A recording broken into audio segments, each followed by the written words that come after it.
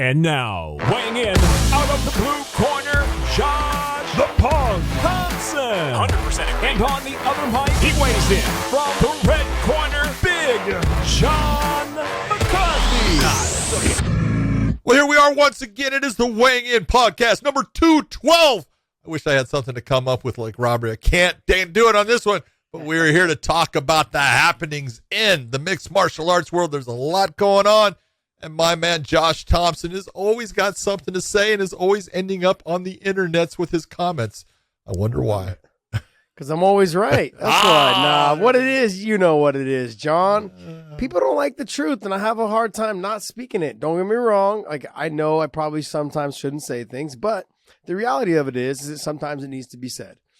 And it doesn't matter how much you care for someone, no matter how much you like somebody as a fighter or whatever it is, just because you speak the truth. And those fighters actually tend to understand. It's the fans that don't seem to understand. They think you're jabbing at people. But look, we're going to get into a lot of stuff. But before we do all of that, you guys, make sure you guys hit the subscribe button on our YouTube channel, as well as all of our audio platforms, iTunes, SoundCloud, Google Play, Spotify, Stitcher. Those are all available for you guys listening if you guys are stuck in traffic. So we want to thank you guys for subscribing to us. Also, in our main YouTube channel, there's a link down below for our Weighing In Extras channel. Hit that. We do a special show, which we're going to film right after we film this show, called Weighing Interjection. So hopefully you guys hit that link. That'll take you to our Weighing In Extras channel, and you guys can subscribe to that. It's a fun show we do, 8 to 12 minutes long. It's very energetic, very loud, a lot of yelling back and forth between John and I, and very obnoxious, to be honest. But it's definitely fun. And so hopefully you guys enjoy that show as well. Little content, some extra things that we're doing for you guys today. Let's get into some stuff there, Dave. Let's get into some news. I think we're going to do a Q&A today, I believe, right? Yep, fan questions we'll do later. All right, fan questions. Trouble. Let's go. Because the fans of Weighing In want to know. They have questions that need to be answered. This first story, let's get your thoughts on this. So Francis Ngannou apparently has one fight left on his contract, and Dana came out and basically said, if you don't want to be with us, go find something elsewhere. But he was talking to Brett Okamoto, and he did confirm that Francis has one fight left in his contract, and it sounds like Francis does want to test what options he has. Well, Francis has one fight left on his contract unless Francis wins. Yep. Then he'll have another fight on his contract. That's just like... and this is not saying anything bad about the UFC. I totally understand why they do it. They don't want, and they've had it happen long ago in the past, they don't want their champion walking away with their belt and going to fight for somebody else. Exactly. Ready to get to her. Yeah, well, and it's when you are the UFC, you're in a position where you can't win. All right, you really can't, because if your champion, wins their last fight and then walks off with the belt and then goes and fights somewhere else and loses, then it diminishes your product, and they don't want that happening. They're okay if you go off with a loss, but they're not okay if you're going to go off with the belt and then lose somewhere else. That doesn't do have a good look for their product, and I can understand it, but there has to be that point where, the UFC has always been good about, if you are fighting, you're their champion, and you're fighting well, look, they're going to pay you, and they're going to pay you good money, and you're going to get pay-per-view money, and there's all kinds of things. And even if you end up not fighting on a pay-per-view card, they're going to work it out in your contract for you so you get extra money. They're not trying to chintz the champions. I think that Francis is upset with the way things have, it's a personality thing. It's not so much, I don't think, the money thing completely. I think there's a personality thing. He doesn't like the fact that they did the interim title.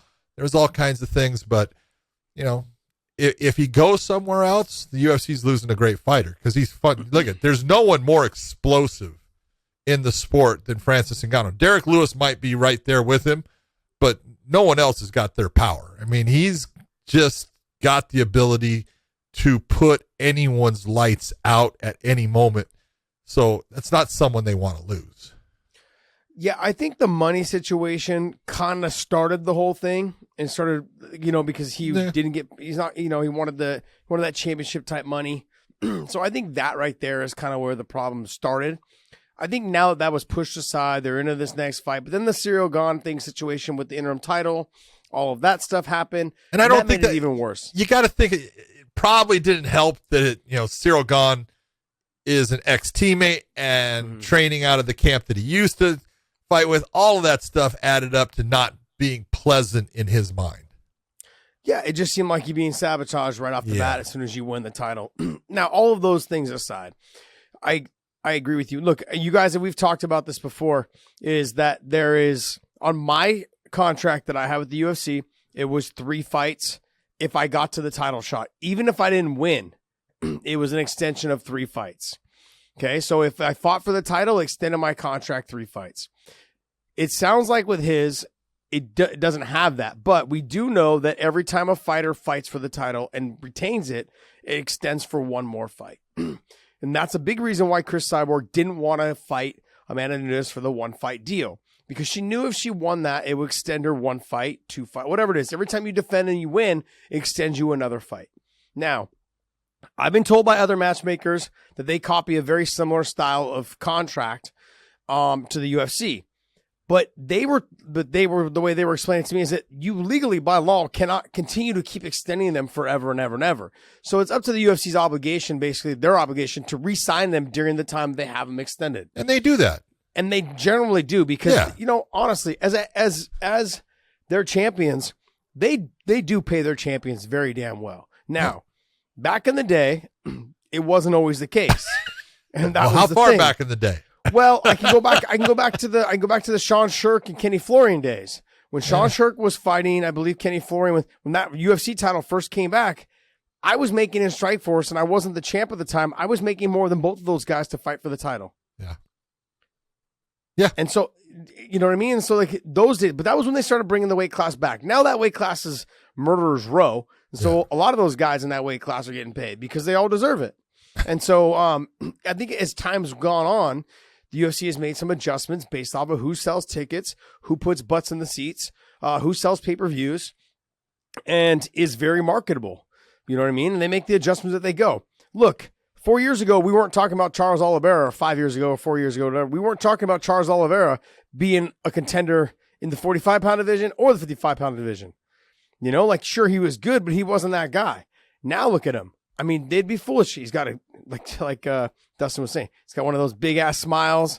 He's got beautiful teeth. He looks like a librarian, man. He's got great glasses. Yeah, it's awesome. Glasses, good-looking kid, you know, and just, you know, he's built well. Like, he carries himself well, very proper.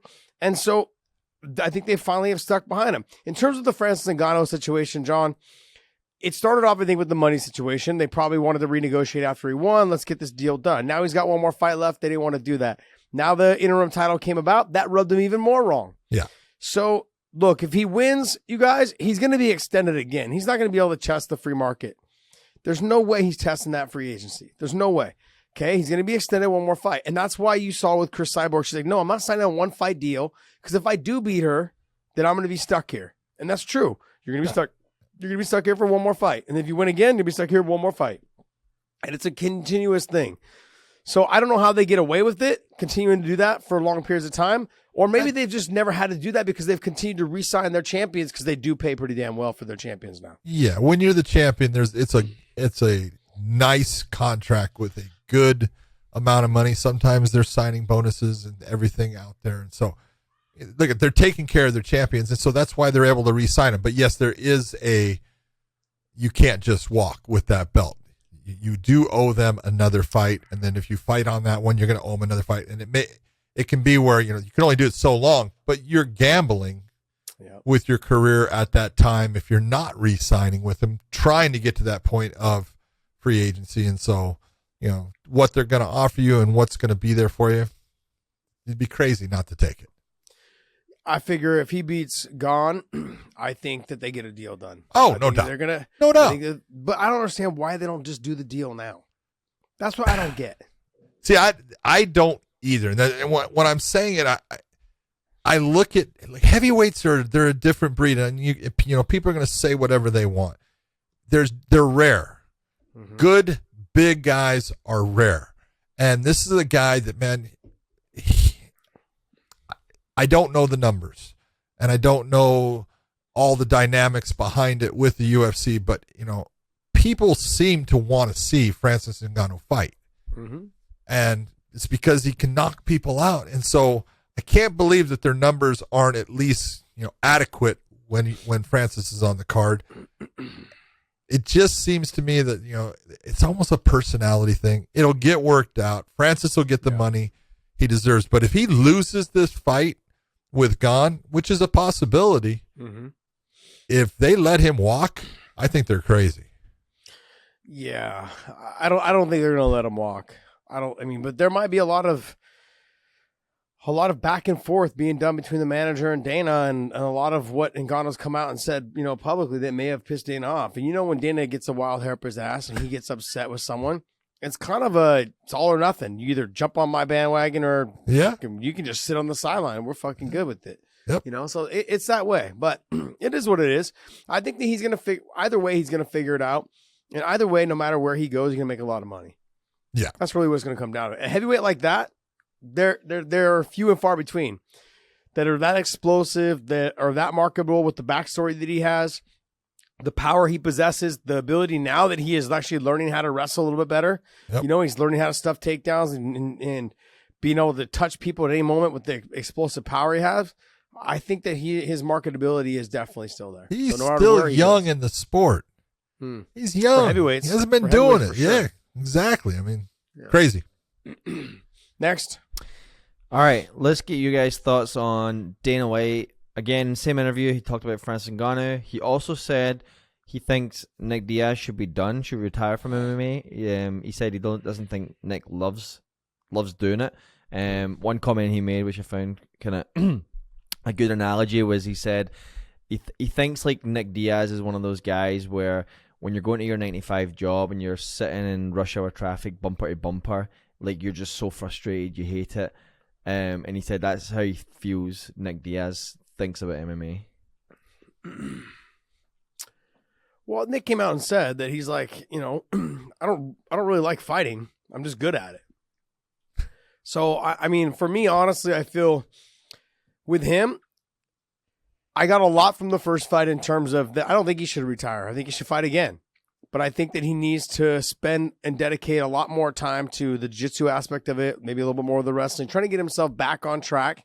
The first fight's never the easiest to come back to. The crowd, the energy, the anxiety, the fight preparation, the week of, the interviews, all of those things after being away for so long is something new. You've got to redevelop yourself. You have to reinvent yourself to understand how this all works. How much more... look at what Sean Brady said the other day when we talked to him. He's like, I didn't expect when I was on the main card or, in that, for it to be the way it was. Yeah. I didn't expect it to be like that. Well, that's what it is. Now, this guy's been away forever. Now, sure, he's been in the spotlight for the longest time. But being away that long and then coming back, it's a lot to absorb. There's a lot to take in. There's a lot to understand how much the game has changed since then, how much more media follows, him around, how much more media is involved in what he's doing the week of the fight. There's lots and lots that goes into this. I'd like to see him fight again. Now, that being said, I want to see him fight somebody that I believe that I think would be a good fight for him. I don't know who that is yet. I'd have to go through the rankings and see. I also don't think he should be fighting someone in the top 10, maybe give him someone in the top 15, but that top 10, maybe top 8 and above, I could see, but not don't give him anyone below 7 or 8. Don't give him those guys. I want to see him fighting somebody in the 15 to the 8 range, somewhere in there possibly. Okay, so you just confused the hell out of me with what you were saying. Of course I did. You're saying that you don't want to see him fight someone in the top 8. No. You want him 8 down to 15. Yes. Okay, who's going to be the guy that's going to light a fire under his ass and make him want to be in that? I don't know, John. And Yeah, that's the see, thing. that's the That's the thing problem. with him is the motivation when you've been doing it that long, and the motivation is hard. And is he fighting at 85 or is he making the cut to 70? Because I don't think he's going to fight at 85. I don't know. 70. Sorry, I don't think he's going to make 70. I think Well, he his wants last to one feel was supposed to be 70, but it was at 85. but it wasn't. Yep. Is what they ended up going to. So you take a look and you go, I don't know who the guy in there. To me, it would be someone like a Masvidal. Darren Till. That would be a fight. Well, Darren Till is going to be at the 85. Okay, that's fine. I was looking at 70. Yeah, Nick's not making 70, I don't think. Man, I don't think he has the desire to make 70. I I think would love to see him fight Masvidal. I think that Dana is correct in that, hey, man, if you're not going to be 100% into doing this, don't do it. You know, and I understand what Dana is saying, and I agree with it in the fact that, man, this is what we say it all the time. If you're not 100% in, be 100% out, because it's just going to be, painful and ugly, and it's not going to be good for you. And Nick is as tough as they come, and I love the guy, and I think, he's such a good guy, and he's got persona that people, the perception of what he is and who he truly is, it's two different things. And he is a good fucking guy who will spend time with people and give you the shirt off his back if it's something that he looks at that's important. He's not what people perceive him to be, is this just thug. He's not a thug. He's a very intellectual as far as what he cares about. He is involved with. He cares about it deeply. He will help other people with it. I just think that, in some way, there's that, he can make a lot of money fighting. And, it's tough to walk away when there's that kind of money on the table, Yeah. But sometimes it's the right thing to do. Sometimes it is. And he's the only one that can, make that choice. And whichever one he makes, I'm 100% behind him. If you say, no, I'm going to continue to do this, then, hey, put everything you have into it and be as good as you can be. And if it's, you say, hey, I'm done. It's just, I just don't love it anymore. I'm 100% behind you, man. And whatever you do, Yeah. I will support you. But because he's been phenomenal for the sport, for the personality he has, he doesn't like, and this is one of the things you were talking about. Nick does not like being in crowds. Nick does not like being surrounded by people. Nick does not like people stuffing a microphone in his face and talking. That's just not who he is. And now it's twice as much as when his last fight, as far as how much it's happening and how many people want interviews and stuff. So it's only going to ramp up and intensify. And if he's not liking it now, it's not going to get any better as far as the media end. Honestly, if I'm looking at 170, how about a Chiesa fight? Yeah, but I think it's a great fight. I think it's a fun fight. But does he get up for it? Yeah. Is he motivated by it? And I'm not sure. I said the Masvidal based upon, look, his brother called out Masvidal. They had the BMF fight. It got stopped on cuts. Maybe that would be something that he would, hey, throw that belt on the line. Let's do it. Okay. Yeah. It'd be great, but that's all in his head, and he's going to have to figure out what it is that's going to motivate him. Yep. No, I agree. I agree with you. I look at Ponzinibbio also. That'd be just a fun fight. It's not going to motivate him, John. I get it. It's not going to motivate him. Okay. But it would be a fun fight. Style-wise, fans. yeah. Ponzinibbio throws a lot. Yeah, I'm looking at fun fights. I think for the fans, it would motivate fans and get them, get them to actually tune in and watch. Yeah. So if I'm thinking Chiesa because of the jiu-jitsu. He doesn't have great stand-up, but he's got good stand-up. But the two of them on the feet would be great, and the two of them on the ground would be great. Yeah. So I'm looking at that fight. Masvidal for sure. I would look into that fight. I mean, Stephen Thompson's going to drop. Actually, to be honest, I don't want to see that fight, but I like both of them, so I'd like to, mix that in. For me, a nostalgia thing, I'd like to see both of them fight. That actually would be kind of a cool fight. Possibly would, yeah. But Nick doesn't have the ability to take him down. Exactly. That's the whole point. But Nick on the feet, though, he'd take a lot of kicks. His style is just not the amount of side kicks to the body, the amount of leg kicks, the amount of head kicks, all of those things. I don't know. It'd be interesting, but he would be stepping forward, throwing on him, and so all depends on how much room Stephen Thompson has to maneuver. And if I look at 85, I look at Darren Till. I look at maybe Chris Weidman for his return fight. Maybe, it's a return fight. There's a story there. Both of them, coming off losses. Both of them, I don't know. I just like a little bit of that, like, hey, Weidman's coming off the injury, the loss. Nick's coming off the long layoff and the loss. So I could see that potentially. At 85, I just don't think it's good for him. I think all those guys are just yeah. If you see, I think Darren Till would just be fun for the shit talk. Him and Sean Strickland would be fun. Yeah, I think he's just too big for Nick. At that weight, he just. I don't know. Strickland used to fight at 172. Yeah, I think he's still just. I think he would just end up bullying him around.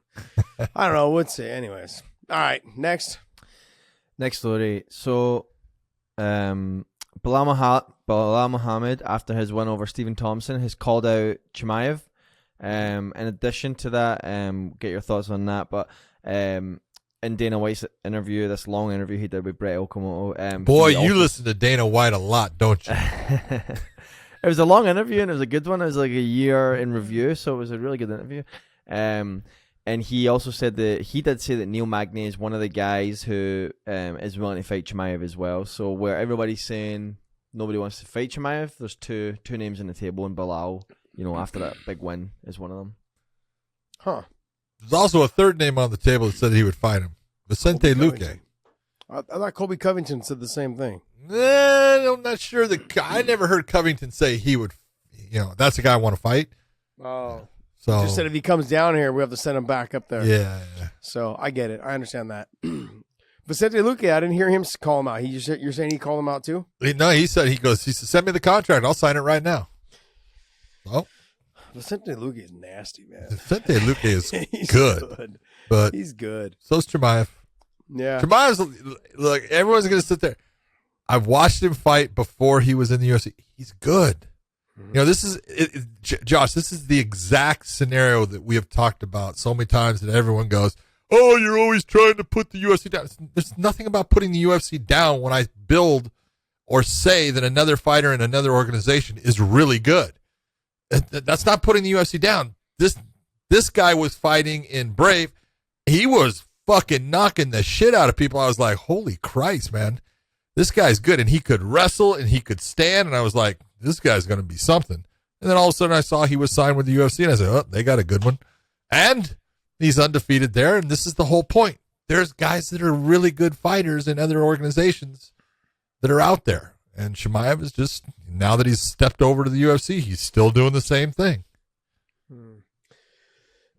Yeah, I think that, as long as he just keeps performing the way he's performing, it doesn't matter which one of these guys. If you're going to look at how he's going to work his way up the rankings, you got Bilal, then you've got Bilal, and you got Vicente, and then you've got Colby that are in that mix. So if you just do it that way, you go Bilal first because Bilal just coming off the win.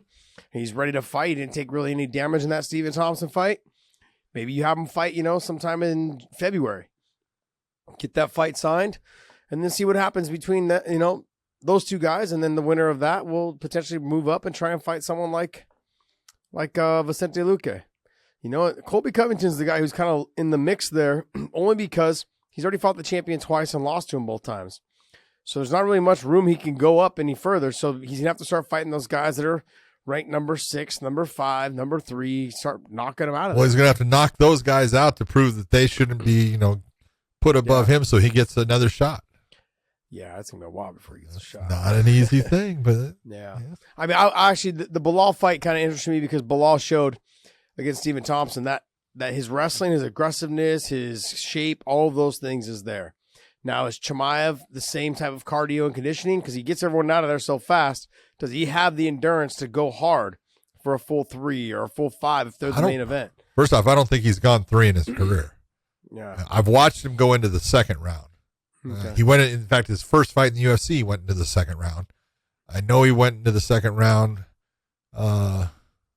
before he was in the UFC, but not far. He's good. He gets rid of people, man. What are you going to say? Yep. He hasn't. I don't think he's ever. Dave, you'd have to check to see if Chimaev's ever even entered the third round. I don't think he has. Just waiting for this to load. He has not. He's Boom. Gone to the end of the second. Oh, sorry. No, he's gone 1 minute and 15 seconds into the second. Yeah. That's because he's good. He's just good, man. The guy's got it. Look, he can be beat. Anybody can be beat. Yeah. But, you touch him on the chin, he's human, he will go down. But it's not an easy thing to do, and he's getting into you quickly. His wrestling, his transitions are fantastic. He chains things together, and then he's got power in his hands. He can smack. And he's got a beautiful uppercut he throws. He's got an uppercut hook combo that's just fantastic. It's money for him. Yeah. We'll see. As he goes up in the levels, the third round will show itself. Somewhere I think along the way. I think he's got a decent chance at winning the title at 70. I think Oh, yeah. 85. I think he gets stuck in that 4-1 range. I don't think he wins the title at 85.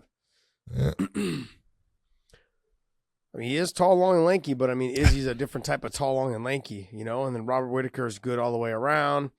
I think Paulo Costa is just one of those guys you just don't know where to take with him because he's so explosive. You don't know what type of fight he's going to fight. Vittori, he's just a dog. He could potentially try to grind on him for the full 5 rounds because it will be a main event if they were to fight. And there's a lot of good fights from him at 85, but I think at 70 he needs to make that title run. He's got a good chance. He's going to have a hard time with guys like Covington and guys like Usman, obviously. But I think even Gilbert Burns, I think he might have a hard time with. You know, if that fight hits the ground with Gilbert, I mean, he could be in a lot of trouble. Look, anybody that hits the ground with Gilbert, there's the possibility of a submission occurring and not going your way. But, yeah there's a reason why you fight the fight. We'll find out. Yep, true.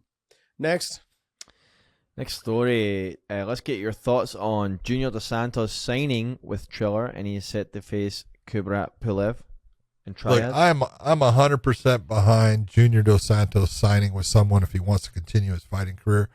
The fact that they're going to put him against Pulev, people are not freaking considering who Pulev is. This is a guy who a couple of fights ago fought the heavyweight champion of the world in Anthony Joshua.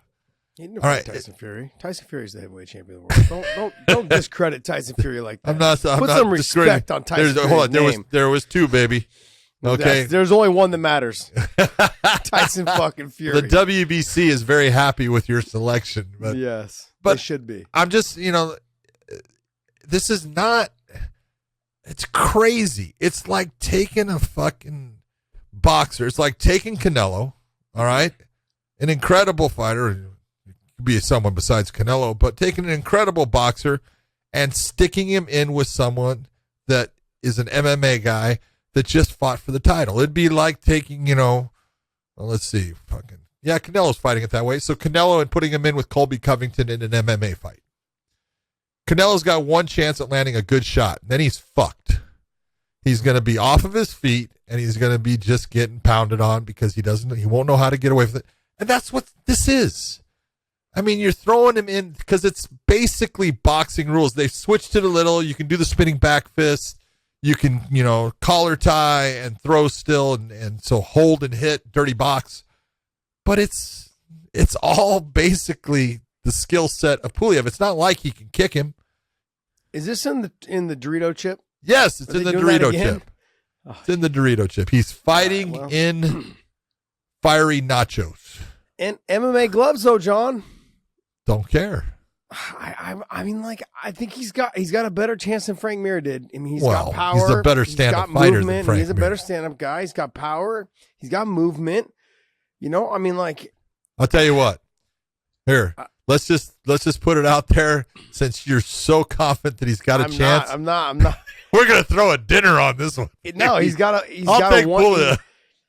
better chance than Frank Mir. You said 1% chance better. Okay, I'll tell you what. Okay, that's I'll still tell you a what. chance. I'll give you Dos Santos, and I have to win by the 3rd round. After the 3rd, if it goes into the 4th round, you're a winner no matter who wins. No, you were so confident. It should be 2 rounds. What? Yeah, 2 rounds. I think Dos Santos gets out of the second round. I get 3 rounds because Dos Santos gets out of the second round. I get 3 rounds. Confident, John, what are you talking about? You just said that he's got great stand-up. One. John, he's got good boxing. He's got heavy hands. Got good boxing. He's got good, not great boxing, but it's good. They're fighting MMA gloves too. That was your other point, man. He's fighting MMA gloves. Yeah, so good. That goes against my guy. So Put here, your I money get the where 3rd your round. mouth is, John. I am 3rd Give me round. the second round. Round. The fight is for 8 rounds. Don't be scared, homie. Right? Don't be scared, homie. I'm not scared. I'm giving you are. You're freaking out. 5 I said free second rounds. Round. You're chicken afraid. shit. You're afraid. You are so scared. I try to one up. Get a tattoo on your finger, okay, buddy? Get the tattoo on your finger if I win. Come on, buddy. Don't be scared. If he goes past the second round, get that tattoo. Let's go. Josh is always right. That's what I wanted to say. All of a sudden, huh? Come on, buddy. Come on. Who's scared now? Don't real be scared, simple. homie. I gave you a simple bet. And you chicken shit it out. You said, "Oh no, I want it my way." I gave you a very even. You guys, listen to Simple Johnny bet. backpedaling. He's 3 like, rounds. He's trying to roll If it himself goes out of this past the shit 3 backwards. rounds, you win. John's backpedaling. Now He's you afraid want it make to the be less. bet. You want to say, oh, if he just steps in the ring, he wins. You coward. No, I said 2 rounds. Yes, I know, and I told you 3. That's a long time with a world champ boxer. Quit trying to change what I gave you. That's a it's not long happening. time. That's a It's long not time. happening. 3 rounds. Because you're afraid. Because you're scared. I'm not homie. afraid. I got Puglia. He's Get going to that knock him out. tattoo. Okay, he can knock him out, but he's not going to knock him out before the second. He'll knock him out by the No. 3rd round. Oh, well, that's still 3 rounds. Exactly. I want 2. I 3 want rounds. 2. No one cares give what me- you want. Well, see, that's why you're afraid. I'm All not right, afraid to let's make move the on. bet. All right, next. Oh, all right. Next story. Let's get your thoughts on Chael. Oh. 2 rounds, John. 2 rounds, John. All right, let's go, Chael. Chael Sonnen cited for battery following alleged hotel brawl in Las Vegas. I know you guys already know a little bit about this. Yeah, look, I talked to Chael. I got in touch with him just to make sure that he was okay and everything was all right. And everyone's got their stories, and you see what occurred. He told me his side. He goes, look, some people want to say things to my wife that's not a good idea, and I don't blame him. This is very true, my friend. Okay, there's certain things that are off limits. Someone's wife is off limits, and someone wanted to say something. Chael told me, he goes, John, I didn't beat him up, I didn't hurt him, I just scared him, and that's what battery is. So, did he by putting a finger on him? That's battery. There was no woman involved. I know people were saying because as he was being walked down the hall, one of the security guards had heard that there was a woman involved. There was not a woman involved, but said, hey, who's the woman involved? And TMZ got the video of that. So they're saying that there was a woman involved. There was no woman involved. Look, Chael, in the end, he knows what went on. People are going to say their thing. I always tell everyone, man, walk away. But I will tell you this. First off, Chael's, he's as straight a guy as you will find. As far as out of character, the true Chael, this is a guy that goes to his hotel room, doesn't come out, hardly goes to dinner with us if he did, does everything. The best one is the comment that he made here because it's This perfect. is great, you guys. Listen to this. But hold on. John interview. But hold on. But the truth about Chael is a family guy. He brings his wife and his family with him everywhere. He's fantastic as far as all that. And no one has the right. His wife she's one of the sweetest, kindest. She's beautiful, unbelievable person. She doesn't deserve anything because someone thinks that they can say it and get away with it. I've always looked at it that way. Hey, be careful what you say because someone might put you in your place. Someone made a mistake. This is Podcast Dave's era of people. This is what they do. They think that when you say shit to people, that there won't be any response. I'm sorry, man. This is not the internet. You're not going to get protected. Your keyboard is not going to save you if you say that shit to anybody's wife in front of them. I'm sorry. It's not, I don't give a shit. And I think this is where the internet and social media has really given these people a platform to really believe that they are untouchable. And it's not true. You say or do anything. I mean, I was out the other day and I was standing next to a couple of girlfriends of mine that were friends with my some of my other buddies, and there was their wives. One of them smacked one of the other girls' asses, and I'm like, "What are you doing?" Like, I just couldn't believe the fact that someone would just walk up and smack her ass. And I'm like, luckily we were at a friend's bar, so we were like, hey, get him out. And so he's thrown out. But it was like, it could have escalated real quickly. This, obviously, if you're by yourself, which Chael is normally by himself with his wife and his kids, or just him and his wife, he doesn't go out. Like, and when John said he's very straight and narrow, like we see him in Hawaii. Very rarely we see him. We'll see him maybe at the restaurant. He doesn't hang out with us. He doesn't go out, and he's not at the bar afterwards, hanging out, having drinks like the rest of us delinquents. Okay. But he's in his room, either filming more of his podcast or doing more content or whatever it is he's doing. But he is very rarely not on the phone with his wife and his kids if they are not with him, or he's filming his content. He is not someone to be out socializing, and out there, trying to be part of the crowd. He is not that guy. So for this to happen, these guys, honestly, these guys don't let the persona get to you. His American Gangster thing it's all a shtick, and you guys need to understand it's a shtick. Like, he's never lost, and he's never lost a round, he's never lost a fight. You wouldn't know this and that. Like, it's all a shtick, you guys. He's quiet. He's very humble. He hates to be around other people. Like, doesn't like big groups, like John said, and he wants to be around his wife all the time. And she's a sweetheart of a person. And it's very rude that someone would say that, but I mean, obviously with him, someone's going to stick up for his wife, and he should. Yep. I think this person got what they deserved, whatever it was that they got. And I don't know the rest of the content. I didn't talk to him over the phone. The whole thing, reach out he to got him. cited. Okay, so it was like when you say, we used to call it a frick. It was you had taken, it was a release form. You would write, it's a ticket. It's like getting a speeding ticket. It's like getting you ran a red light, or you didn't stop at the stop sign enough or something like that. That's what he ended up getting. So it's not like he got booked. He didn't get booked. He didn't go to jail. He's going to end up, it's going to be nothing, but the law enforcement has got to come there, and they've got to do something. That's what they did, is they gave him the tickets. All right, do you guys want to watch this little video? Oh, yeah, it's perfect. This is perfect. This is very fitting for this situation. It's the best. Chael predicted it years ago, and here's a video. 1-on-1, 2-on-1, or 5-on-1. I'll make them all need 9-1-1. John, Dave, play it again, man. I want to hear the beginning. 1-on-1, 2-on-1, or 5-on-1. I'll make them all need 9-1-1. Couldn't have called it better. Jeez, that was great. That was great. Because they called 911. Oh, that's great. Well, Chael, that's what happens, my friend. I mean, that's the atmosphere we live in, I guess, right now. So, hopefully everything works out. What else you got for us, Dave? All right, guys, I want to thank you guys, but I want to also thank one of our biggest sponsors, MyBookie.ag. Use that promo code weighing in. MyBookie.ag, use that promo code weighing in. And we're going to give you a little bit of extra spending cash with MyBookie.ag when you guys use that promo code weighing in. The reason why is because if you use that little QR code that's right there, they're going to give you some extra cash. Just because you guys follow us, you listen to us, we want to thank you guys for supporting us. But there's a lot of things to gamble on. Look, you could have bet on the fights tonight. You could have bet on the fights next week and the ones last week that were fantastic. All the fights that are coming up, coming in the future, as well as football. The playoffs are coming about. A lot of games getting closer right now in terms of football.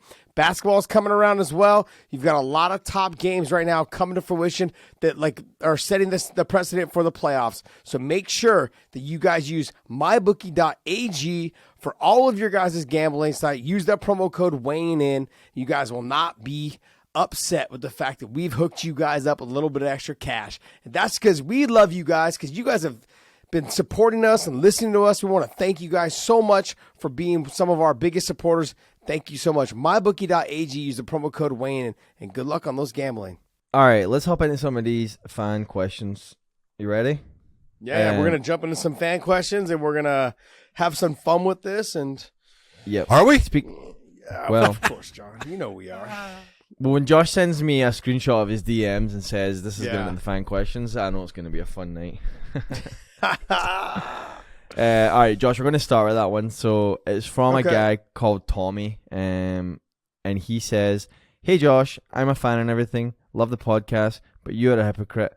How do you say John Jones is eliminated from GOAT Talk because of PEDs, and sit there and say Cyborg is the GOAT over Amanda with all her PED problems? Wow. Mm-hmm. All her PED problems." Okay, so to answer that question, I am taking in two categories. One is I have the non-PED with the GOAT, and to me that's George St. Pierre. And I'm going to go, there's just George St. Pierre. There's George St. Pierre. I think probably even next is either like the Randy or the BJ.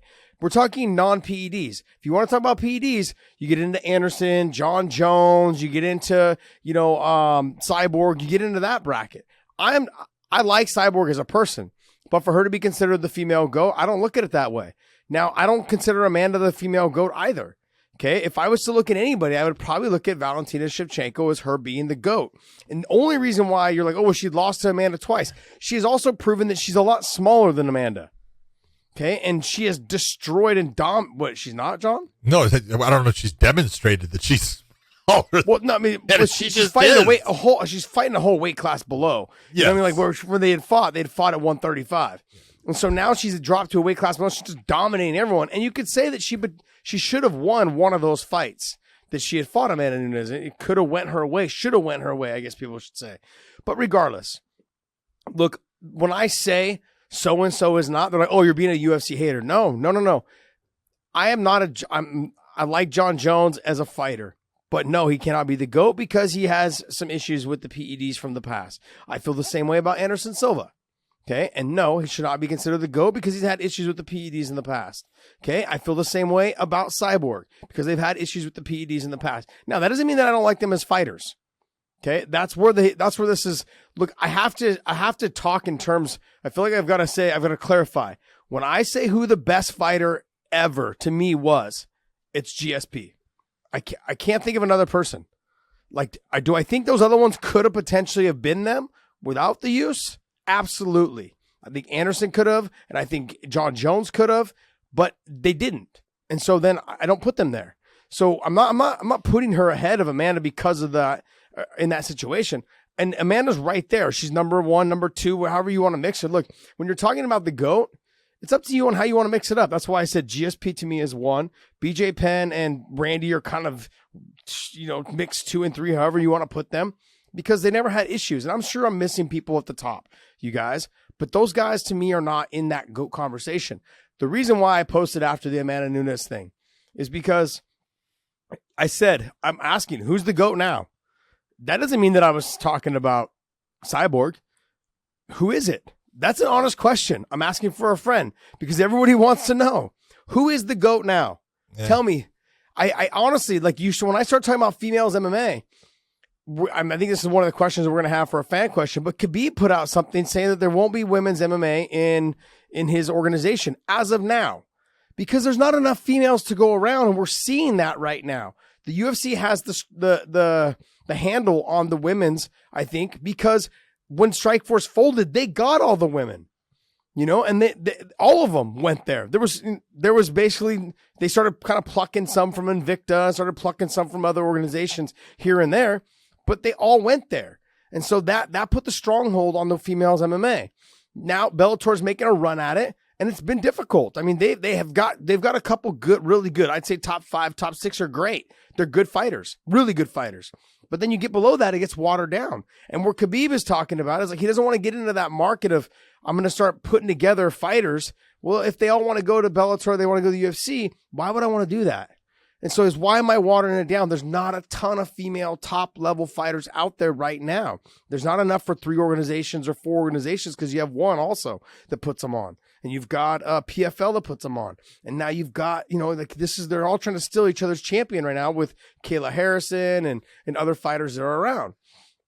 And so when I ask that question, it comes down to who do you think the best fighter is, the best female fighter out there is? Because when I start looking at it, right, I'm thinking Shevchenko is probably number 1 right now. And I'm going outside of the PED use. I'm going Shevchenko. I got to put somewhere in there. I'll put Amanda, obviously, probably next. But I'd probably put somewhere in there Marloes Coenen. I put her in that mix. She was around from the beginning, and she had some great fights. She's well-rounded, good all the way around. She's in that 3 and 4 range somewhere there. Well, she's a definite pioneer. She's a pioneer. That's where it's kind of hard because the levels have definitely changed a lot since then. Yeah. The women's MMA is still in that growth spurt. Yep. And I've said this forever. They're in that Frank Shamrock era, I think, right now, where they're all getting really well-rounded, but they're not all of them are well-rounded. You still see some that can strike, still see some that can grapple, and they're kind of mixing it up. They're getting just past that Frank Shamrock era, just a tiny bit. And so we just need more of them. And there's not a lot of them out there. And so that's where my perspective is on that. Yeah, but when you bring up Khabib and the Eagle Fighting Championships, is it the fact that there's not a lot of women out there, or he just doesn't like watching women fight? I think it's a combination of both, John. I think so, too. I think it's a combination of both. Like, why would I put a lot of effort into it right now when you see other top organizations struggling to put the top 10 female fighters out there on their roster? Like, Bellator has 6 and 7 maybe, or 5 to 6 of the top ones that are there. And then you get below that, and they're interchangeable. You know, like, you can pull them from wherever. And the same thing with the UFC. You start getting past 6 and 7, it starts to get a little watered down, where the number 10 can beat the number 5 because there's not that much difference between them. And that just has to do with where they're at in the sport. That's it. The growth of where females MMA is right now is they're behind because they started from behind. You know, I mean, there was 20 years before, however long was it? No, it wasn't 20 years. No, it wasn't 20 years. It was what? 2005, 2004, 2005. Truthfully, women's MMA was kind of starting about 7 years behind. That's a long time, John. It is. I'm not saying it's not. I'm just being honest with. I want to say the first, it's not the first women's MMA fight I saw, but the first one I could say there was a show was Hook and Shoot, Jeff Osborne. Mm-hmm. And I want to say that show was in 2000. It could have been 1999, somewhere in there, but it would have been close to where he did a whole show that was all women and stuff. But yeah, absolutely, they were behind in getting things going and everything like that. But it's really broken into groupings now because you have the UFC has definitely got, they've got all the good strawweights in the world for the most part. They've that division is owned by the UFC. There's no other real promotion. You can take a look at one has got a couple, and they've got like Angela Lee. She's really good. Nicolini is a very good grappler. But as you say, kind of limited one style, trying to figure out how to do the other styles. You can get into the 125s, and there's good 125s in both, but definitely Valentina she's the top dog of it. The 135s owned by the UFC, 145s kind of owned by Bellator. I guess you want to say lightweights owned by PFL. There's just not a whole lot of those. So yeah, there is that, whole thing. But when you're getting in, let's go back to the start of this was you were a hypocrite because of saying that, John Jones is not the greatest of all time because of PEDs. We got to be honest and take a look and say that's going to be perception, and everyone's going to look at it differently. And I know how you look at it, and I always go by, hey, I can't say what people are doing. Has Chris Cyborg ever tested positive? Yes, back in California, she got popped for, I think it was stanozol. It was a metabolite for it, which can be a lot of different things, but it's a steroid. So, but then she went through her entire run with the UFC being tested. She did pop or something, and then they proved that no, that was it was a false on it. So she never, she was clean throughout all of it. So that's telling me she's a clean fighter. She had the one, yes. John's had multiples, but you got to go with. It's fighting. Who's the best fighter? That's just the way I look at it. Because you can't sit there and say who is clean and who's not. Yeah. It's unknown. Unfortunately, it's unknown. So to try to break it down into the groupings and have an asterisk by someone's name, I just don't do it. I just say, this is the person I think is the best of all time. This is the person I think is the most dominant. You can agree with me. You can disagree with me. That's fine. I don't care. But it's a tough situation. No, I get exactly where you're coming from, but I feel like when I have to explain to people that there's a PED division, and then there's the division of the people that weren't that way. Well, it used to be at one time. Okay, let's be honest. Let's go back in this. Especially in Pride. Pride, they didn't frown on it. They pushed it. John, it was in the contract. We don't test for steroids. Exactly, because they pushed it. That's what I'm saying. They tested for marijuana, cocaine, but they said we do not test for steroids. It was in the contract. I know, and so that's my whole point is, look, a lot of guys had their careers when it was legal. It wasn't illegal. So it's hard to say, you just got to go with, in the end, you just don't know about anybody and saying who was really clean, who was not. Do I believe that, St. Pierre was clean? I do believe he was clean. Okay? No, not a doubt in my mind he was clean. Are there other guys? Yes. Are there guys that I know that were dirty that some people would say were clean? Yep. Yeah. So it's hard to say. Yeah, I agree that it's hard to say, but we're talking, like I said, we're talking about fighters like John, who has been caught. I don't think he ever needed it. That's I don't think he did either. And that's the problem that I have. There was comments that he had made, I think, on Twitter a long time ago, talking about how the AKA guys don't like him. And I said, no, what we don't like, John, is that you wasted your God-given talent being a cheat, and being dumb with the other stuff outside the cage. But that's separate from his fighting stuff. But that's what we didn't like. Like, that's what I didn't like. I mean, like, you were God-given talent. Yeah, it's hard not to like what John Jones brings to the cage when he fights. Geez. Absolutely insane. He's just incredible. How could you not be a fan in terms of his fighting style, the things that he's done, especially when he was younger? Yeah. I mean, the stuff that he was doing was... Oh, my God, come on. When he did the spinning elbow attack on frickin' Stephan Bonner and dropped him, you look and you go, oh, my God. Just the way he did stuff. And he was the only guy that could do it for a while. Yeah, and when I look at this division, I look at GSP, BJ Penn. You almost hear it's almost like watching baseball. Remember, you had the steroid era. You had Sammy Sosa, Mark McGwire, Barry Bonds, all of them, right? That were out there ripping home runs. That all went away. But guess what? I don't believe any of them are in the Hall of Fame right now. I don't believe so. I don't think that they got accepted yet. Maybe I could be wrong. I don't follow baseball all that much. But last I checked, Barry Bonds wasn't in. And so that being said, I mean, that lets you know how people hold these things accountable. Now, are we doing the same in terms of the sport? I don't know.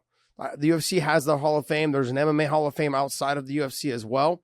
But I don't know. Like, John, I don't know how to view it, because I feel like, honestly, there's been fighters that I've fought that have tested positive. Yeah. And those are fighters, and I've lost to them.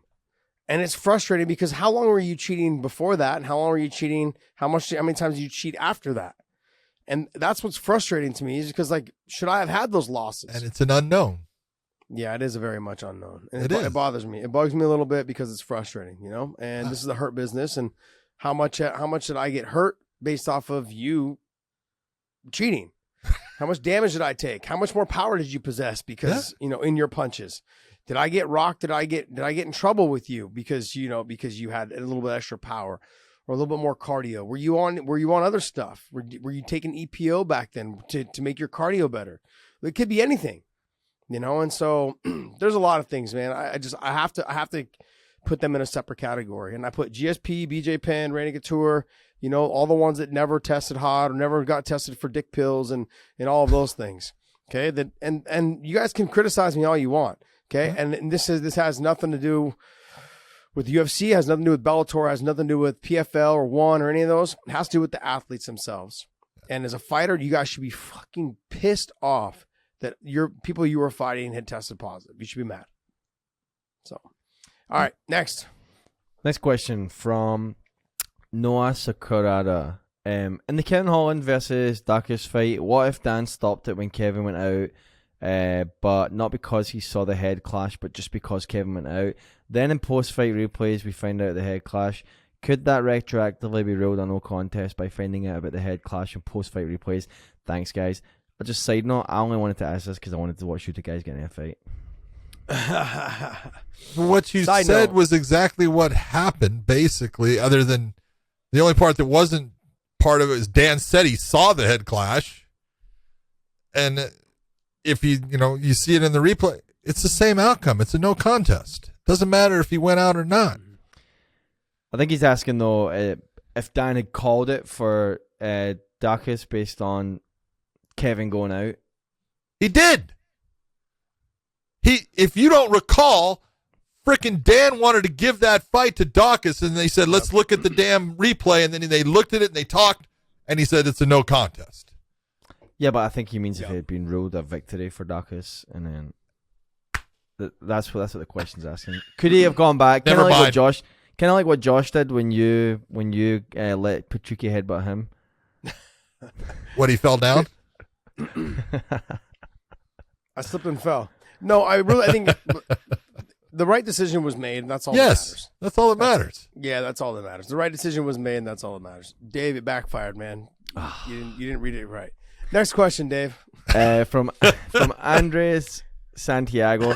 Question for both. Dustin has said he is most likely done at 155 and will move up to 170. Do you think he would hold up in the welterweight division, and who should be his first opponent? Keep up the good work. We'll pull up the welterweight division. Let's take a look. There you go. John, right off the bat, I say no. But Right off the bat, I say no too. no, you're going to tell me you want to put him against Chimaev. I think he's got a decent chance against Bilal Muhammad. I think he's got a decent chance against Chiesa. He can fight with Chiesa, no doubt. He could fight with Masvidal, even though he never will because they're teammates. Yeah. Sean Brady, I think he's got a chance. I mean, these guys, what I mean by a chance is I'm going to give it 50-50. You know what I mean? Like, that's the kind of chance I'm getting. Like, Masvidal, he won't fight. Stephen Thompson, possibly. I mean, Stephen's getting older. The speed's not as much there, but his style is problems for everyone. I mean, Bilal made it look easy, but Bilal is that aggressive, intense guy that will keep pressing on the takedowns. That's not Dustin Poirier's way of fighting. No, that's not his. He's going to walk you down, try to box you. I'm being honest. You could go and look and say, if Ponzinibbio, that would be a good fight. I think Dustin wins it. I think he's a more accurate striker. He throws straighter shots a lot of the time. I think he gets that. I think he'd beat Li Jungliang. Jeff Neal would be a tough fight. Jeff's got a lot of power, fights very well. That would be one that Dustin would actually work towards getting to the ground, in my opinion, to be effective. Chimaev, he's not going to out-wrestle. He could possibly outstrike. I don't think he's going to. That's not a good fight for him. Bilal would be, I think Bilal style-wise, he would do well with. Chiesa, he would do well with. Brady, that's a good one as far as, I think the strength factor is going to be a problem for him. Sean Brady he's a very strong individual who's got good stand-up and got good ground, very similar to Poirier. Neil Magny, just a dog who fights very much like Poirier as far as good everywhere, brings an intense pace. But that reach gets in your face. Problem. Yep. That reach is going to be a problem. The push kick up the middle, the long jab, the activity, the cardio, the endurance to go full 5 or full 3 if he needs to, probably a problem. Yep. I mean, could he fight he can absolutely fight in the weight class. Are there fights that I think he would be the favorite? Yes. Yeah. There's fights I think he would be the favorite, but then there's fights I think that he would be definitely the underdog. Yeah, see, I look at guys like Leon. I think Leon would be a tough fight for him, but I give him a chance against Leon. No, I think that's a good fight for him, actually. I don't give him a chance against Gilbert Burns. That one, I'm okay with that one. Now, he could lose it, no doubt about it, but he could win it. What about Colby? There's a little bit of that. That's a tough one for him, in my opinion. They know each other, though, John. So there's a lot of things that we don't know. Yes, they do. They know each other. Yeah, they don't like each other. Yeah, they know each other. They know the training. I would like to see that one. I'd pay to watch that one. Me too. In terms of watching them fight there, I mean, sure, let's let it run. But why? Just stay where you're at, man. I think one fight and you're back at a title shot. Do it. He doesn't want to make the weight cut. I know, but that title money is different. Speaks differently. Speaks on a different level right there, that title money. Yeah. Next. All right, the next one from Joe Leesenring, who asks, question for both. What is your favorite bad take you have heard from someone watching a fight? Example, if that was me, I wouldn't have tapped out to that choke. Gosh, have you ever watched a fight at a bar? Jeez, just take a listen around. Jeez, they're everywhere. I mean, I've watched fights around friends, and they're like, oh my God, that guy, we just gave up. What a pussy. And I'm like, oh, jeez. You guys have only known he just took 20 unanswered shots, and just because he tapped to the choke, he's a pussy. I get it. I don't know. There's so many. I can't even list how many bad takes. I've heard them from professionals. I've heard it from people calling fights. I mean, I've heard so many different ones. It really, I don't know. It's hard for me. I've heard commentators say, "Oh, it's over," and the guy gets out. Oh, he's tapping. No, he's going to tap. He's going to tap. It's over. And guy escapes. Like, oh gosh. So no, I can't list how many, but yeah, definitely the ones on the people from the couch. If you go to a local bar, you'll hear, just keep your ears open. You'll be hearing them a lot. The best one ever is they got the guy that stand up there, punch him in the dick. Mm-hmm. Give him the dick twist. That's the worst one ever. That's the one. Twist his dick. That's the best one. Next question from Joe Capello, who asks, why MMA organizations don't do like soccer, an international championship where all the champs from different organizations fight each other for a belt? I tried that. That's because the big dog is the UFC, and they don't want to put their champions up against someone else's champions, because if their champions didn't win, which is always a possibility in a fight, doesn't look good for them. It diminishes their product, and you can't blame them for it. I don't blame them for it. I understand it. So you're never going to get that. It's smart on their part. Absolutely. It's brilliant on their part. As long as they're the biggest organization in the world, that they can go ahead and keep writing the rules. And that's what they're doing right now. I said this on Joe Rogan. When I talked with Joe, I said, I feel like there should be an Olympics, say every 2 years or 4 years, where you don't have the champions fight. You have maybe one champion fight as the headline. So you have whoever you feel like should be the one that everyone wants to see.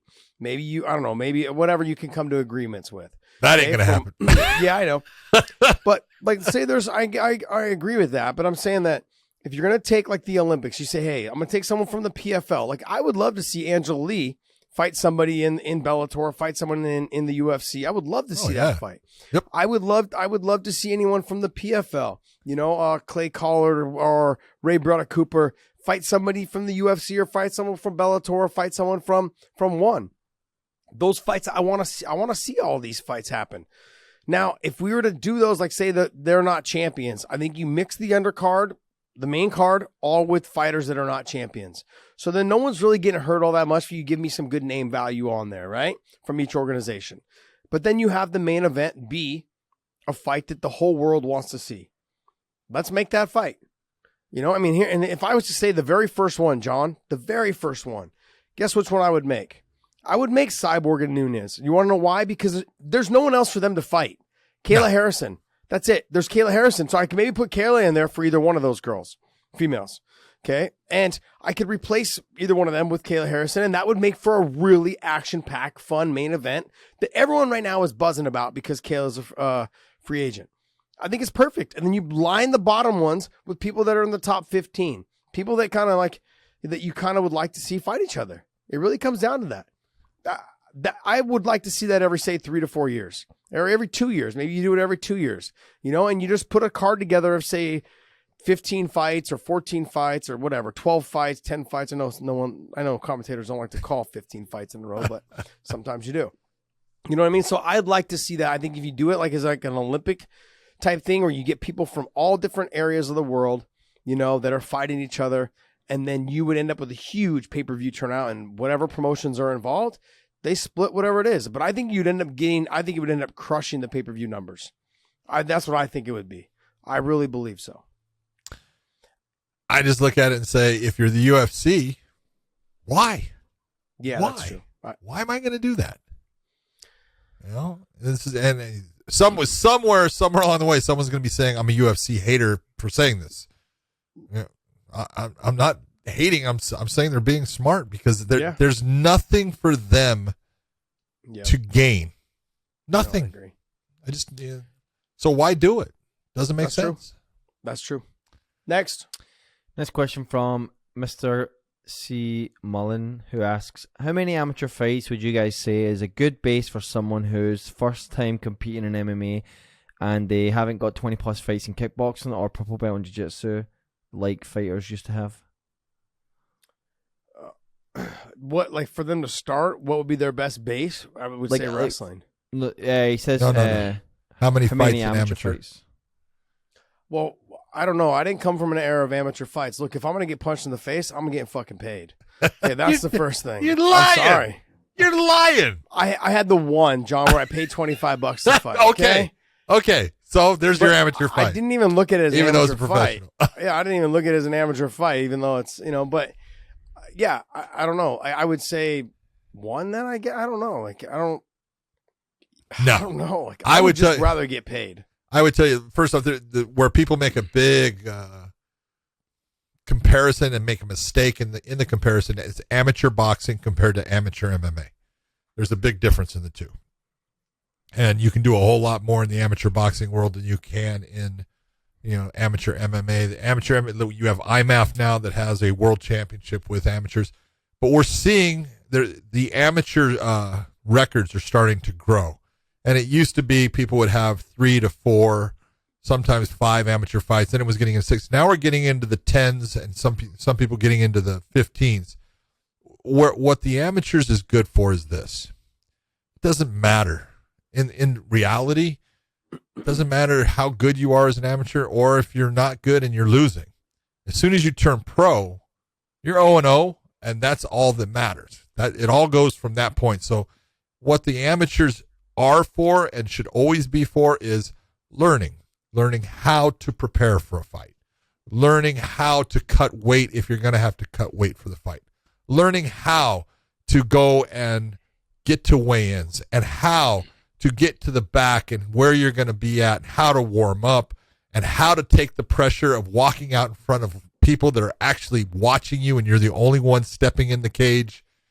It's a different experience. It's something that is not easy to do, and it's a good thing for a lot of people to just get that under their belt and get comfortable with it, because some people are comfortable with it from the very beginning, and some people, even when they go into their pro career, they're still not comfortable. Yeah. But it's a good thing that the amateurs will allow you to do all that, and in the end, it doesn't matter. Your win-losses don't matter. It matters to you personally, but there's a big difference in the way an amateur fight is, not how it's scored, but how it's refereed. Completely different. We will never stop, or we should never stop a fight on a submission when it's pros. We tell them exactly what will cause a stoppage. You scream out in pain, that's going to be the same as a verbal tap. That's a stoppage, but we will let it break. We will let it dislocate as a pro. All right. Not nice, but that's what we do because you're a professional and you're able to fight your way out of things at times that, we look at and go, that's not good. But guys, just like you're saying, the commentator's saying, oh, it's over. No, it's not. The guy gets out. And so we don't do that with a pro, but we will do it with an amateur.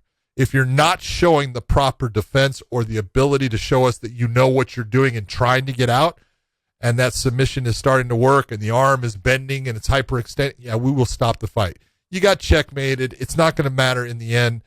You're going to come back and do this again, and we're going to just try to protect your health. So there's really good things about the amateurs, but I would say now you're looking at people getting somewhere close to the 10 fights as an amateur before they're turning pro. That's a fucking ton of fights. Hell no, man. But you got to also figure a lot of them are 2 minutes, 2-minute rounds. Yeah. So there's no knees to the head. There's a whole lot of differences. No elbows. See, John, that's what scares me. Big differences. In a 2-minute fight, right? You're fighting a good wrestler. The odds of you winning are pretty slim. If they take you down, they can hold you down for 2 minutes. And so, when I look at the amateur, sure, it all wipes off. But I'd learn more by fighting someone in a 5-round fight if it was like someone like a wrestler who just want to come out and take me down, because I know I can push you for 5 minutes hard to where I would have a chance to potentially get away and escape. Getting away in a 2-minute period where once you lose a takedown, it's pretty much that round's gone. Okay, stop. Here's what you're forgetting. You're forgetting what it was like when you first started. You're forgetting. I was winning all the time. And you're forgetting how exhausted you got right away because of the nerves and the adrenaline. And all. I've watched too many guys that are great wrestlers go to amateurs, and within 2 minutes they're exhausted. Yeah. And it's not that they're not in shape. It's not they can't go more than 2 minutes. It's they've had an adrenaline dump, and now everything is just compounding. That's why we have amateurs. I know, but it's like, I'm sorry, but if I'm taking any shots, I want to get paid for them. That's just how I am. I know I'm older now and I'm thinking a little bit more wisely, but man, you're going to be punching me. I'm not doing 10 fights where I'm getting hit for no damn money. Get out of here with that. All right, next. Next question from Marlon Johnson. Question for both. Do you think Charles can rule the 55 division for a long time or only until he faces Islam? I don't think anybody, I'm being honest, and it has nothing to do with Charles. I don't think anyone is going to rule that division for a long time. I think that those days right now, I think the one guy that was going to do it was Khabib was going to have that run, I thought, based upon his style and what he was able to do and the domination that he had. I think that title is going to end up, you're going to see a guy like Charles be able to defend it, just like he just did. And maybe defend it again. But again, it's difficult when everybody you're facing is a killer and they're all different killers. There's different things about each one's style that you have to then get prepared for. And it's just hard to stay on top when you have that, because you've got a guy who's coming in who's got a freaking laser beam focus on you. He's got an aim point, in the middle of your chest. You are the target. And you've got to be 100% all the time. That's not an easy thing to do. No. And with the 155s, they're killers. And so nothing, I'm not saying this is against Charles at all. I think he's phenomenal. And he could have that run. It's just not, if you're a betting person, you're saying that's not going to happen. Yeah, if you look at, I think the longest has been, 3 or 4 title defenses in the lightweight division. Yeah. Am I correct? Yeah. Yeah, the champions have turned over so fast. Yeah, I think it's been the longest has been 3. I think, was it? Well, BJ had it for more than 3. BJ won it against Joe Daddy. Then he beat Sean Shirk for it. Sorry, no, he won it against Joe Daddy. Then he beat Sean Shirk. And then he beat Diego. And Kenny. Did he beat Kenny? He beat Kenny. So he beat 4. So he's got 4. Yeah. Then he lost to Frankie. So I think he may have the most title defenses. I'm trying to find something that. Yeah, I think he may have the most title defenses. I can't think of somebody else who had the title that long and defended it that many times. There's not. What does Khabib have? Khabib has 3. I want to say he beat Iaquinta to get it, right? He ended up having 3 title defenses, I think. Maybe so 4. Then 3 title defenses would tie him with BJ. Yeah, so what it would be is Khabib. I don't know the weights of these guys. I'm trying to find just specifically lightweight. Let's see if the lightweight's right here. So who he won it from? He won it from Joe Daddy, was BJ. Then he fought. Who did he fight next? He fought Kenny, I believe, or Shirk. So it was Kenny, then Shirk, and then Diego. Kenny, Shirk, and Diego, and then he lost it to what's his name? So it was an open title when he beat Joe Daddy. No, Joe Daddy was the champion. No, he wasn't. Joe Daddy was never champion. I believe I guarantee he wasn't. Okay, I'll take your word for it. I thought he was the champion. No. Then how did he become an open champion? Well, he beat. What the hell was it? I thought Joe Daddy was the champion. No, I know he wasn't the champion. Jens Pulver was BJ's fight because he was in the Ultimate Fighter before then. You want BJ Penn shirt? BJ Penn record? Yeah, go to BJ Penn. Okay. Because he came back from Rumble on the Rock stuff and fought George St. Pierre at 58. Yeah. Right? No, go scroll. You want to scroll to the Joe? Go up. Go up. Okay. There you go. So he fought. Where are they at? There you go. Jens Pulver, Joe Stevenson, open. Sean Shirk. Because that was for the championship. I know. But so Jens Pulver and him was for the championship? No, was that was not, Stevenson? because that was the Ultimate Fighter. That's the one because they both did the Ultimate Fighter. So this here shows the most defenses, right? So I don't know, Frank Edgar was most defenses at lightweight or featherweight? Three for BJ. So he's got 3. 3 for BJ and 3 Benson? for... Khabib's got 3 also. So Benson's got 3. Khabib's got 3. Frankie's got 3. See? Khabib's so you got Khabib, Benson, Frankie, and BJ all have 3 title defenses. And these guys weren't lightweight, were they? Frank Shamrock? No, all those guys. No, everyone above welterweight. But that's my point. So when you're taking a look at it, you're going, is it going to be a long? You just don't get those. You had DJ that was at the flyweights. You had Anderson at the middleweights. You had George at the welterweights after a while. But it's not something that happens a lot. When I look at that weight class, though, John, here we go. Don't call me a homer. It's going to be Islam. But I don't know if he's going to get past 3. I don't know if he's going to get past 3. Yeah. I look at that division, like you've got young talent that could potentially be making their way up.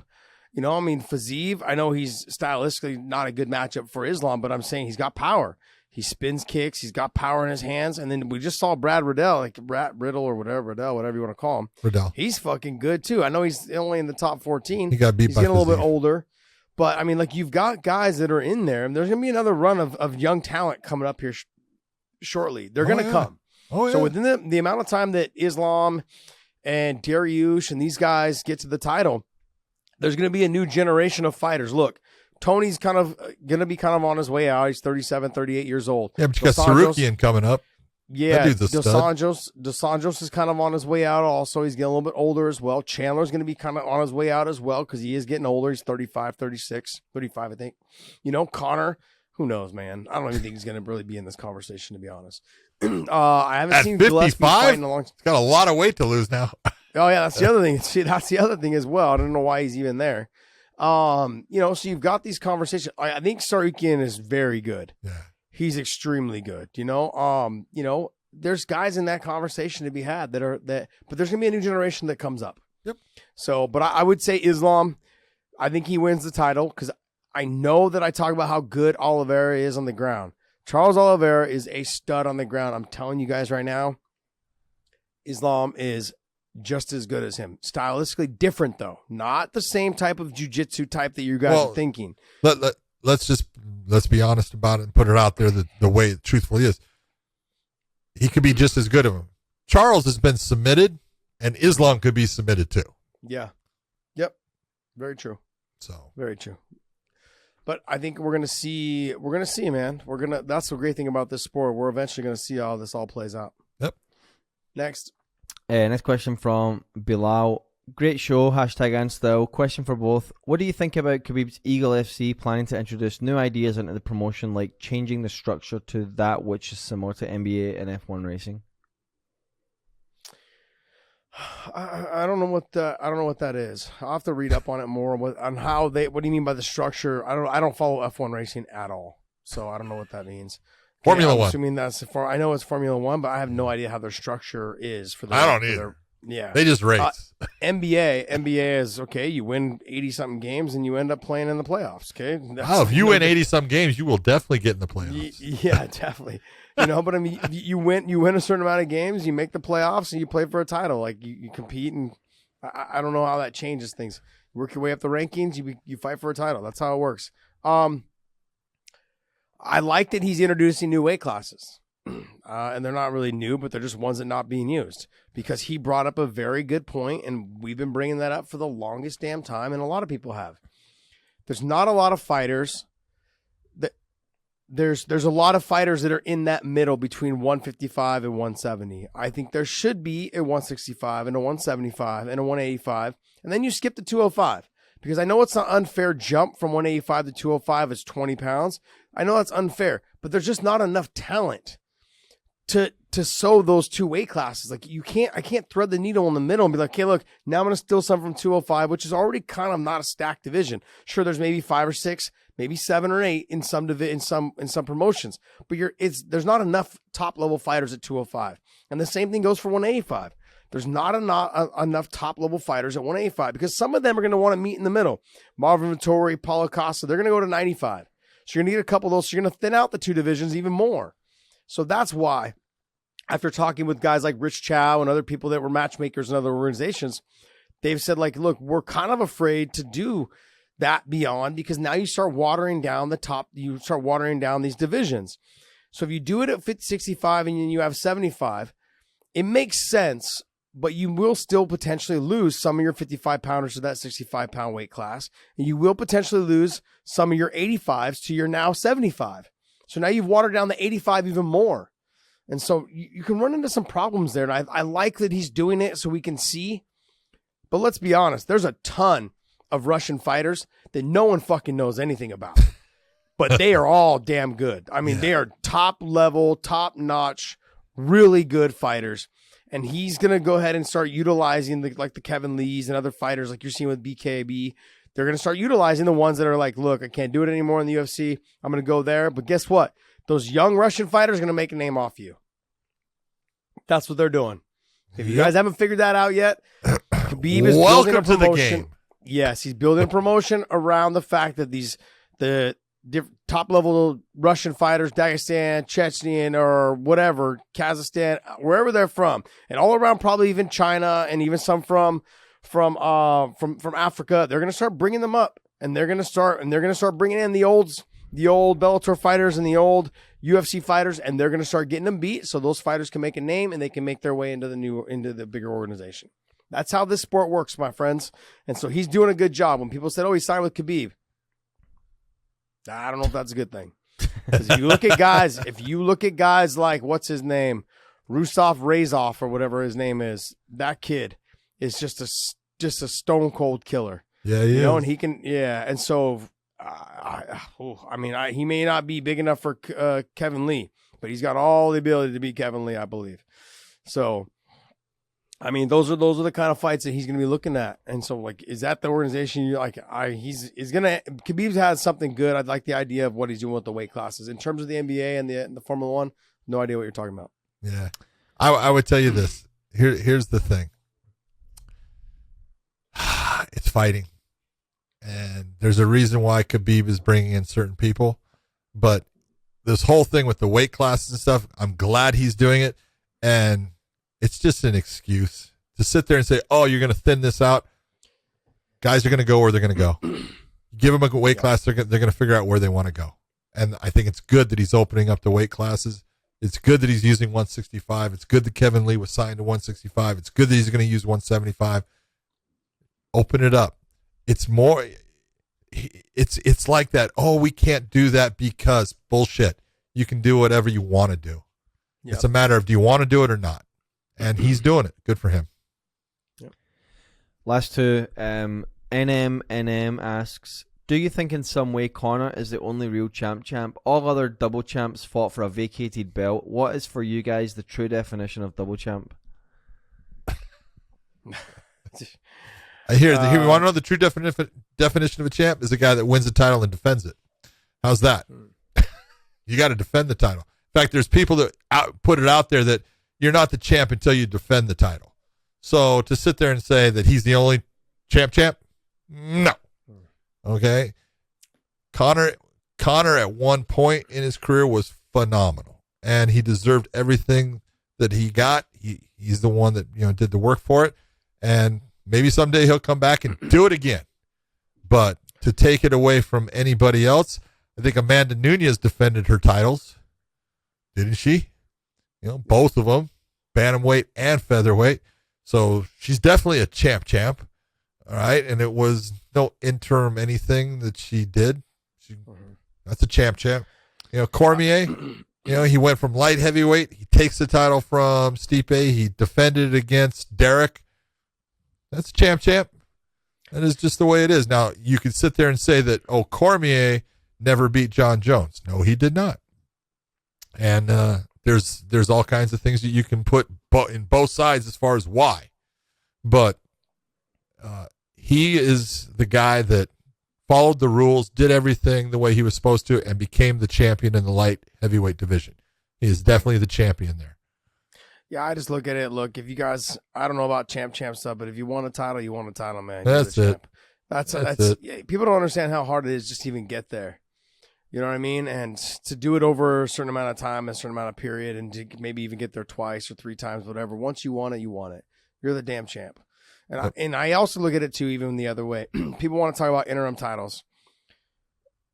I mean, some of them I was not really okay with, but guess what? They still performed at a very high level. They were in the conversation to be in that mix for the interim title, which means they're one of the best fighters in the world. Now, I don't know. Like, I look at certain guys like a Tony Ferguson. He should have fought for the title several times. and he deserved it. He fought for the interim title a bunch of times, but he was never considered the real champ. But I think he had a couple of great opportunities to become the real champ, and I think he probably would have. It was just I think he was a bad style match for a lot of people. I think I just think that like there's certain fighters that once you got there, once you won it, like winning it is the most important thing. Now maintaining it and doing what you can, it's even more difficult. But you still got there, And Eddie Alvarez talking about like, look, I got to the UFC title, I won it. He's like, okay, now what's next? Yep. Like that's kind of where a lot of fighters sometimes they think like that. Not just fighters, athletes. Okay, I've already won the NBA title. Okay, I've already won the Super Bowl. Okay, now what's next? They almost feel like they filled they need to find another void to fill. Yep. And it's hard. It's difficult to get up, get motivated for that again. and sometimes it takes time.